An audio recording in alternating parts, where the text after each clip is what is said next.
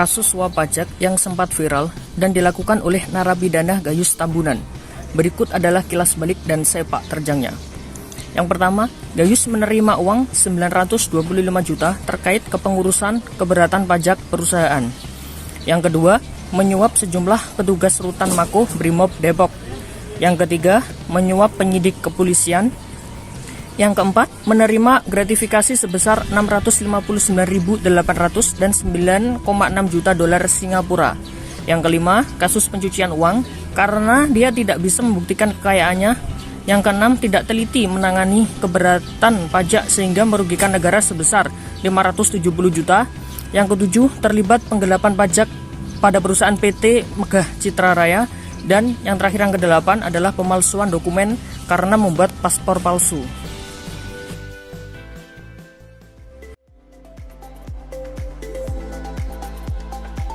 Mempertahankan integritas diri sendiri, terutama menghindari segala bentuk gratifikasi dan suap walau dalam nilai yang sekecil sekalipun. Melakukan tugas dengan teliti, terlebih lagi apabila sudah berurusan dengan aset dan keuangan milik negara.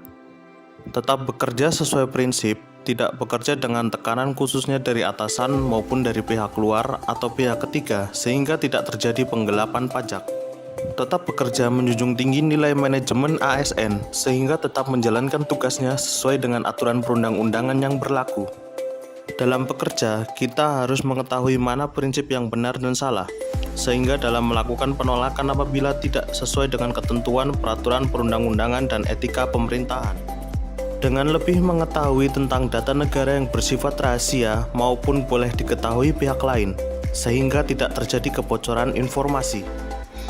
Mengontrol segala bentuk barang dan kekayaan milik negara di mana tidak boleh digunakan untuk kepentingan pribadi, namun harus digunakan sesuai dengan fungsinya. Selalu mementingkan kepentingan negara di atas kepentingan pribadi dan kelompok dalam tiap menjalankan tugas. Harus selalu jujur dan transparan dalam tiap pemberian informasi dan data kedinasan kepada pihak yang terkait. Sebagai ASN tidak diperbolehkan menggunakan status kekuasaan dan jabatan dalam setiap hal yang merugikan negara demi keuntungan pribadi atau kelompok tertentu. Sebagai ASN, kita diharuskan menjalankan tugas dan kewajiban sesuai dengan porsinya masing-masing. Kita sebagai ASN tidak diperbolehkan melakukan segala bentuk kecurangan yang berakibat pada pelanggaran kode etik dan perilaku ASN.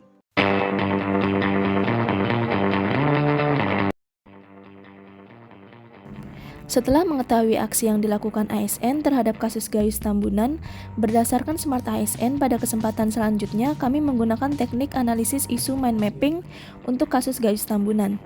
Mari kita simak penjelasan berikut.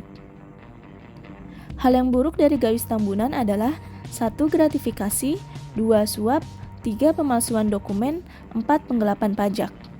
Upaya sebagai ASN untuk menghilangkan hal yang buruk dari kasus Gayus Tambunan adalah 1. Selalu mengedepankan kode etik dan perilaku ASN, 2. Menjaga integritas ASN dan nama baik instansi, 3. Melaksanakan tugasnya dengan jujur, bertanggung jawab dan berintegritas tinggi, 4. Menggunakan kekayaan dan barang milik negara secara bertanggung jawab, efektif dan efisien. Hal yang baik dari Gayus Tambunan adalah yang pertama, Gayus Tambunan paham akan aturan sehingga menemukan celah. Kedua, memahami teknik dan jenis pekerjaan yang dilakukan. Ketiga, Gayus Tambunan dapat melihat secara luas peluang dan potensi dari sebuah tugas dan pekerjaan yang ia lakukan. Yang keempat, mempunyai relasi yang baik antar instansi. Upaya sebagai ASN menggunakan hal baik sebijak mungkin. Yang pertama, tidak memanfaatkan celah yang dia ketahui untuk kepentingan pribadi, namun seharusnya ia perbaiki.